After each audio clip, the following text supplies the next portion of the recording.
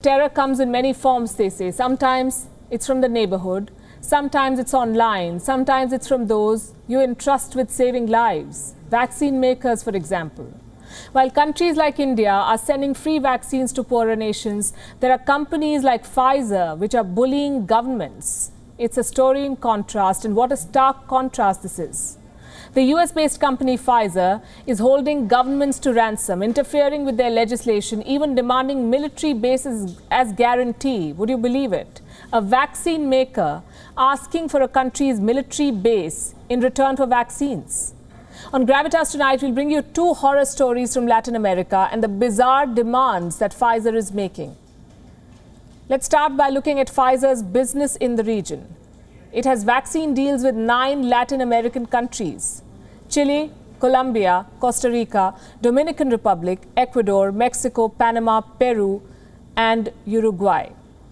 2 major Latin American nations are missing from this list: Argentina and Brazil. Neither has a deal with Pfizer, but both have a story to tell. Let's start with Argentina. Talks between Argentina and Pfizer began in June 2020. In July, President Alberto Fernandez held a meeting with Pfizer's CEO in Argentina. Guess what followed? Pfizer asked to be compensated for the cost of any future lawsuits. What does that mean? Say someone files a civil lawsuit against Pfizer in Argentina, and if that person wins the case, who pays the compensation? It won't be Pfizer. It would be the government of Argentina. Now, Argentina had never done this before, but it made an exception. It needed life-saving vaccines, and desperate times call for desperate measures. So Argentina's parliament passed a new law in October 2020. But Pfizer was unhappy with its phrasing. The law said Pfizer needs to at least pay for negligence, for its own mistakes, if it happens to make any in future. Pfizer rejected this. It won't pay for its mistakes. Argentina then offered to amend the law to define negligence more clearly, to include only vaccine distribution and delivery under negligence. Pfizer was still not happy. It demanded the law be amended through a new decree. That's when Argentina put its foot down. They refused. Pfizer then asked Argentina to buy an international insurance. What for? To pay for potential future cases against the company. Argentina agreed. In December 2020, Pfizer came back with more demands. It wanted sovereign assets as collateral. What does that mean? Pfizer wanted Argentina to put, and listen to this, put its bank reserves, its military bases, and its embassy buildings at stake as collateral. Pfizer wanted Argentina to put its sovereignty at stake for what? Just to secure vaccines. There is no doubt that Pfizer is sitting on a pile of life-saving drugs. But what gives it the right to bully a government? Profiteering from your plight and mine. You see, vaccine manufacturers have always enjoyed a certain amount of liability waiver.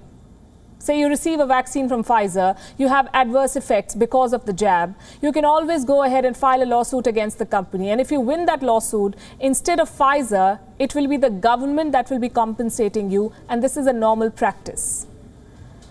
In the United States, for example, the PrEP Act, that's the Public Readiness and Emergency Preparedness Act, gives total immunity to companies like Pfizer and Moderna. But this is only if something goes wrong unintentionally. This does not apply to negligence. Pfizer is not happy with that. It wants more, not just sovereign assets, but a fraud insurance. Argentina was not okay with this. What about Brazil? What did Pfizer do in Brazil? The world's 3rd most affected country. Pfizer went a step ahead and asked Brazil to create a guarantee fund and deposit money in a foreign bank account. On the 23rd of January 2021, Brazil's health ministry put out this statement, citing excerpts from Pfizer's pre-contract clauses. These are Pfizer's demands. Look at this. Number 1, Brazil waives the sovereignty of its assets abroad in favor of Pfizer. This is a vaccine company. Number 2, that the rules of the land be not applied on Pfizer. Number 3, that Brazil take into consideration a delay in delivery. Number 4, that Pfizer is not penalized for a delay in delivery. And number 5, in case of any side effects, Pfizer be exempted from all civil liability. The government of Brazil calls these clauses abusive. And they're right. It goes without saying, the Pfizer deal with Brazil failed too.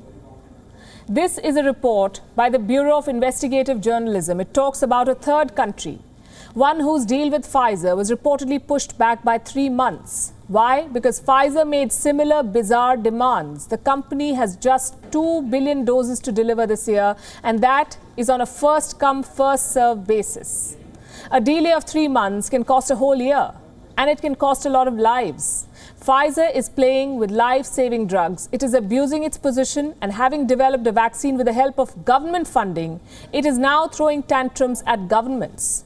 Did you know that Pfizer's German partner BioNTech was given $445 million by the government of Germany? The US paid Pfizer $2 billion as early as July 2020. This was against pre-orders. Pfizer is looking at making $15 billion from vaccine sales this year. It is in talks with 100 countries and organizations. There is no dearth of money for this company. Why then is Pfizer bent on squeezing desperate countries of their assets? Like we showed you, 9 Latin American and Caribbean countries struck deals with Pfizer for vaccines. What did they have to give up in exchange? Military bases?